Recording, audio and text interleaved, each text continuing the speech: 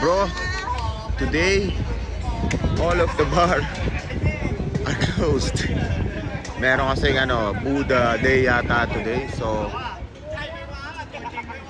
no alcohol today. Until 12 a.m. lang alcohol. So, I'm sober today. Food trip lang at pamassage. Baka magsindi na lang ako ng broccoli mamaya.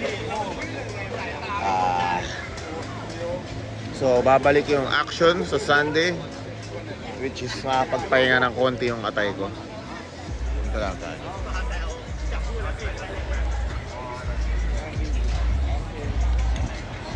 So, umorder ako ng basil, I don't know, it's the fried rice with some ground beef and egg. 70 baht, it's around 7 dirham.